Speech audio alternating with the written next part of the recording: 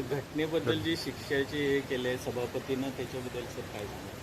Number एक, मी 27 वर्ष एकाच पक्षात असलेला एकमेव आमदार विधानसभेत आहे आणि त्याचं मला खूप अभिमान आहे, मगो पक्षाला अभिमान आहे.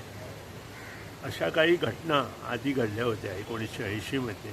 त्यानंतर आमचे माननीय सदस्य त्यावेळेचे काशीनाथ जन्मी यांना मारहाण झाली होती. अशा काही गोष्टी सभागृहामध्ये घडल्या होत्या. 1980 साली काही दुसरे लोक जे बाहेरचे लोक पास घेऊन आत येतात त्यावेळी पण अशा गोष्टी घडल्या. त्यांनी पण काहीतरी असं केलं होतं आणि त्यांनी मग सभापतींची आणि सभागृहाची माफी मागितली. आणि ही परंपरा 2 वेळा झालेली होती आधी. दुसऱ्या वेळी आमचे काशीनाथ जन्मींना मारहाण झाली होती. त्यांनी पण स्वतः आमदार होते दुसरे, त्यांनी पण माफी मागितली होती.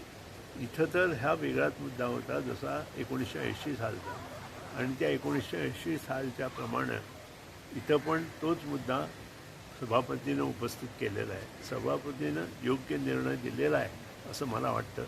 ज्यांनी कोणी त्यांना आत घेतलं त्यांनी माफी मागावी असं मला पण वाटतं आणि हा विषय संपवावा. इथं माझं देणं घेणं काही नाही. मी त्यांच्यावरती किंवा जे लोक आत आले त्यांच्यावर पण माझा असा विशेष असं हे नाही आहे, कारण ते पण माणूसच आहे. माणुसकीच्या संभवातून सभापतींनी निकाल दिलेला आहे.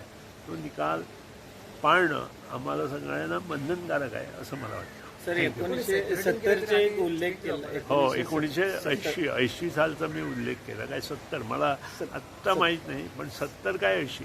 70 ते गजानन पाटील म्हणून एक आमदार त्यावेळी होते, त्यावेळी त्यांनी- सायमन सिमो काय असं कोणतरी आहे. पण या गोष्टी सगळ्या आता इतिहासात जमा झालेल्या आहेत. आजचा पण हा प्रश्न जो आहे तो इतिहासात जमा करावा असा मला वाटतो. त्याच्यावर आपण जास्त बोलणं बरं नाही. सभापतीनं निकाल दिलेला आहे आणि सभापतीचा say is the final authority in the सभा.